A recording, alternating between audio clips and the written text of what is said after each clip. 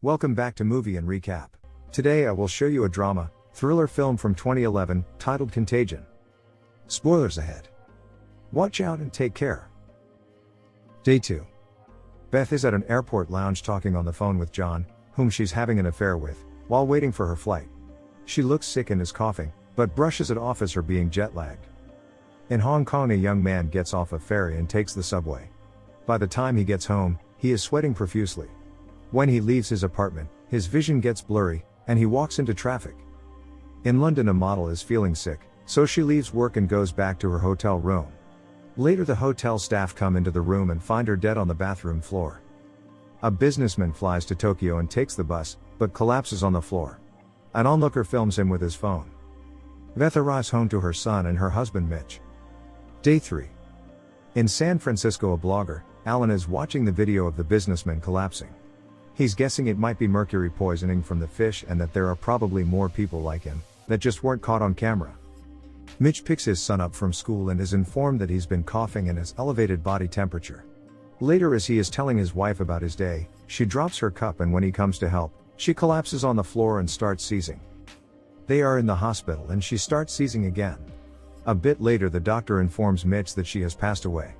He is in shock and can't accept it, saying they just talked and she was just jet-lagged. The doctor doesn't know what caused it, so he recommends an autopsy. As Mitch is driving home, he gets a call from the babysitter that informs him that his son isn't breathing.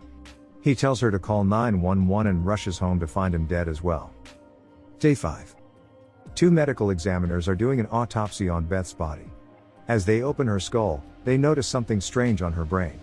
One of them asks whether he should take a sample, but the other instructs him to move away from the table and call everyone. Day 6. Dr. Erin Mears works for the CDC. She is briefed by Dr. Cheever on her part of containing the virus. She is tasked to travel to Minnesota, where she is to investigate and contain cases of infection. Mitch is in quarantine at a hospital. He is visited by his daughter Jory from a previous marriage. He says that he isn't sick and is only there as a precaution. She says that she should have been there and could have helped, but he says she would have gotten sick too. He tells her to go back to her mother, but seeing as she's all he got left, she decides to stay with him. Dr. Erin is briefing government officials on the mysterious outbreak that has reached 47 confirmed cases and 8 deaths. She informs them that it's most likely transmitted through air and maybe surfaces as well. The officials don't want to freak out the public, because they don't even know what they're dealing with. Erin says that to determine the potential scale of the epidemic, it's crucial to figure out the average number of people one person can infect. Two scientists, Ali and David, are working with the brain sample from Beth in a secure lab. They don't know what this virus is, so they send the results to a scientist that might. Later, as Ian is walking out of his lab, informing the two scientists that the virus strain has never been seen before and appears to come from animals, he is ambushed by Alan, who tries to get some information for his blog, while rambling that the virus is a biological weapon, but the scientist doesn't tell him anything. Day 7. Dr. Erin is at Beth's workplace talking to her coworkers. None of them directly interacted with Beth after she came back from China, so Erin reassures them. They mention that another coworker took her home from the airport, so she immediately calls him. He is on the bus and she instructs him to get off because he is highly contagious. He waits at the stop until Beth arrives with a containment crew. Meanwhile, a doctor asks Mitch a bunch of questions about Beth, trying to figure out the virus origin, and other people she may have interacted with. The doctor mentions that she landed in Chicago before flying to Minnesota 5 hours later, and asks him if she left the airport or had any meetings there. He asks whether someone is sick in Chicago and that before they got married she had a relationship with John Neal, who lives there. Realization hits Mitch and he asks if John is infected. The doctor doesn't answer, saying that she can't give out that information. Ali informs Cheever that the virus contains pig and bat sequences and shows him how the virus attaches to humans. She also says that the virus keeps mutating. The virus mortality rate is over 20%, and there are no treatment protocols or vaccines, so Dr. Cheever orders that from now on only highest security labs should work on it, in fear of it leaking out. Ali calls Ian and tells him he isn't allowed to work on the virus because his lab doesn't have the right security certification. He thinks this is a mistake, because he is making progress and thinks that only working on it in government-run labs will slow the research. Day 8. Dr. Cheever informs the public that the virus is in Minneapolis, Chicago, Los Angeles, Boston and Salt Lake, and that the list is expected to grow. The number of infected people worldwide is estimated to be at 89,000. Cheever and Ali are at the CDC, discussing the virus with scientists from all over the world. Nobody has managed to grow the virus in cells, because it kills every animal cell they have tried. Dr. Leonora has been sent to Hong Kong to investigate Beth's movements to find ground zero. She is met by Sun Feng. Using Beth's credit card records, she learns that she was at a casino, so Leonora orders the casino's security tapes. Ian defies orders and keeps working on the virus. He manages to grow the virus using a particular bat's cells, which is the first step in making a vaccine. He shares the research, and Cheever is not happy that he defied orders and asks what he wants to gain from it. But instead of selling the results to some drug company, he just wants acknowledgement for his work. Day 12. The worldwide infected estimate has reached 8 million. Alan is approached by a hedge fund guy, who is looking for an opportunity to gain money from this and thinks Alan might give him one, seeing that he was the first to pay attention to the bus video and has been talking about it on his blog since, reaching over 2 million unique visitors. Alan tells him about forsythia. He thinks it's the cure. Leonora is watching the casino footage where the first known infected can be seen interacting, but the Chinese officials say that this isn't proof that the virus originated here, stating that you can't see a virus on camera. Aaron is planning to make a makeshift hospital at multiple stadiums in preparation for an increase in infected. Day 14. Aaron wakes up in the hotel room coughing. She takes her temperature and realizes she has the virus, so she informs the hotel staff to get her the names of everyone who has serviced the room.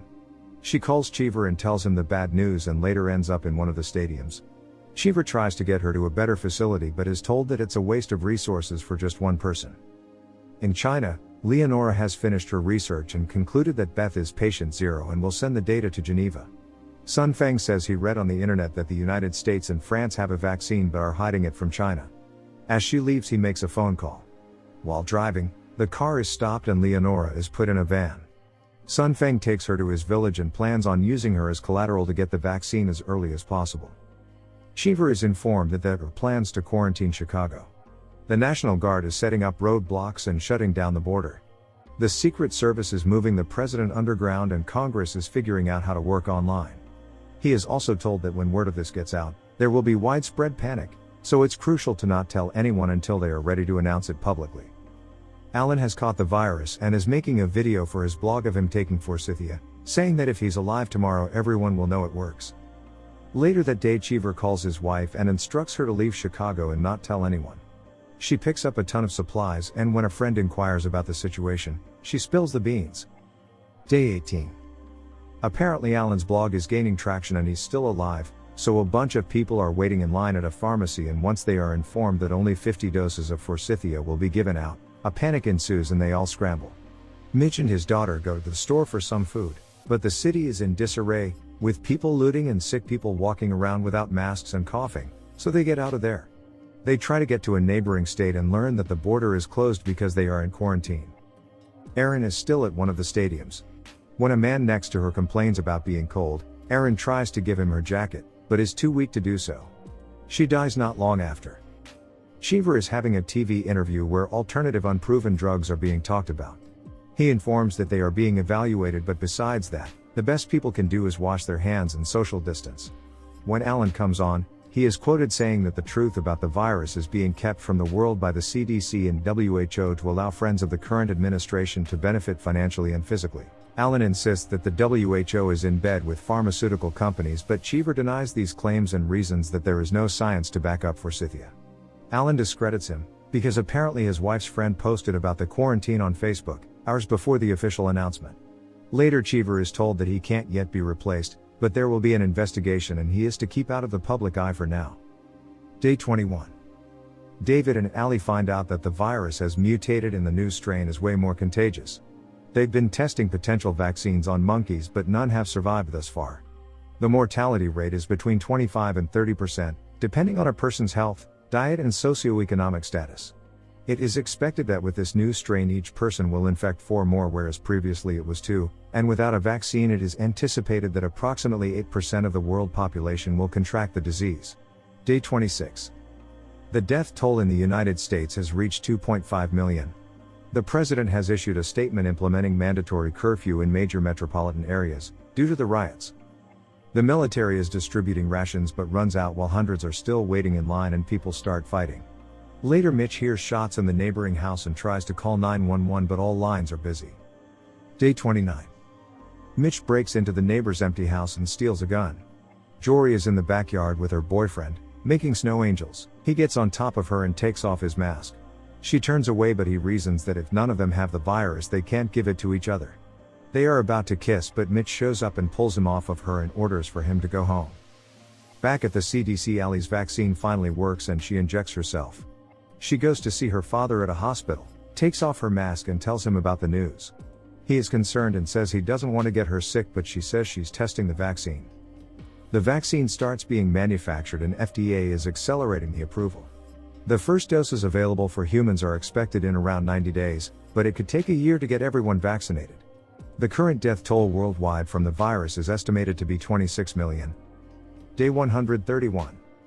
Cheever's house is broken into by robbers, who are looking for the vaccine. The robbers ask his wife where it is, thinking that they would get it first because he works for the government, but they don't. Cheever gets home and asks if they hurt her. Alan, who is still against the vaccine, is talking to the hedge fund guy. He says that the studies show that there is no proof that forsythia works and asks if he knew about them when they first met. Alan questions the integrity of the studies, implying that there is some conspiracy. He then notices a suspicious man and realizes that he's wearing a wire, so he tries to run but is apprehended by the authorities, who arrest him for securities fraud, conspiracy and possible manslaughter. He insists that forsythia cured him. Day 133. Since there is not enough vaccines for everyone yet, a lottery is held using birthdays to distribute it fairly. Back in China, Leonora has adjusted to her captivity and is teaching the children. Sun Feng informs her that it's time to go, because the government has agreed to their demands and will give them 100 doses of the vaccine in exchange for her. They make the exchange and Leonora is free. She's at the airport with the man who was sent to do the exchange and he gives her a vaccine and reveals that the ones they exchanged for her were placebos. Apparently there have been many kidnappings of scientists and government officials, trying to extort vaccines, so the government refuses to give in to their demands. Leonora is horrified that they would condemn a village of mostly children to death and runs off. Alan's blood results showed no antibodies for the virus, which means he faked being sick, to push forsythia on his followers, which made him $4.5 million. Because of him, there are now millions of people who don't trust the vaccine. One of his followers made bail for him, so he walks out. Day 135. Alan is back on the street resuming his blog, pushing the narrative that the US is responsible for the virus and that vaccines are a scam to his 12 million internet followers. Otherwise things are starting to go back to normal with anarchy and looting subsiding. Allie and David put the virus in liquid nitrogen storage with other deadly viruses from the past. Mitch finally lets Jory see her boyfriend since he is now vaccinated and gifts her a dress for a makeshift prom he has organized. He gets the camera to take some pictures but breaks down crying after seeing Beth's pictures. A final flashback occurs. A bat is seen dropping a piece of fruit in a pig farm. One of the pigs eats it and gets infected. A chef is preparing the pig but is told that someone wants to take a picture with him. He goes out without washing his hands and takes a picture with Beth. The end. Thank you for watching. Subscribe if you'd like to see more videos like this.